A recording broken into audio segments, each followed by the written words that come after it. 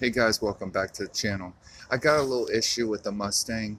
Now, since I have it running and got everything going on with the motor here, I've been driving around the neighborhood.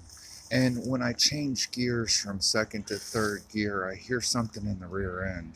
Well, I know nothing's wrong with the rear end. I've been driving the car before with the old AODE, same AODE. So the only factor I've changed here different besides transmissions, and the other transmission had been gone through in a transmission shop, the one that's in the car now, is I put an aluminum drive shaft that was used. Now, this only happens when I change gear. I hear like a clunking noise. So I think it's a universal drive shaft, or universal joint on the drive shaft. Sorry, I got tongue tied there. But let me show you. I have it jacked up and I have everything mocked up, and this is how I'm going to do it. It's 12 millimeter, 12 point bolts, 4 of them. Now, I have this wood here so I can lay the aluminum drive shaft on while I pull the yoke out of the aluminum drive shaft of the transmission. Now, I'm not going to have another drive shaft to stick in, so I pulled out a used yoke and used steel wool on that. And I've wiped it down real good.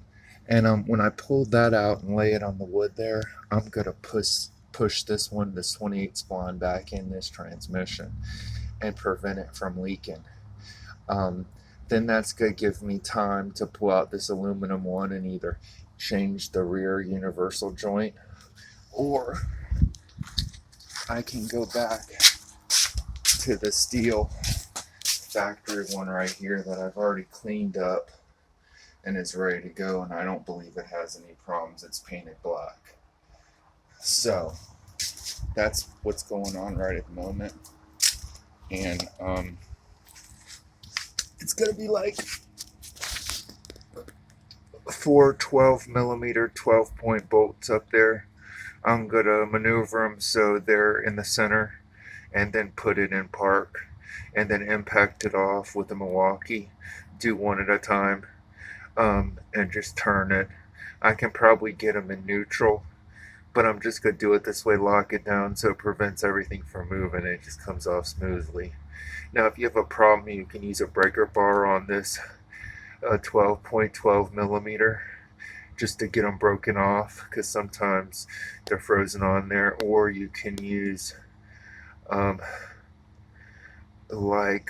kind of lubricant that'll break it free, you know what I mean, and let it sit overnight.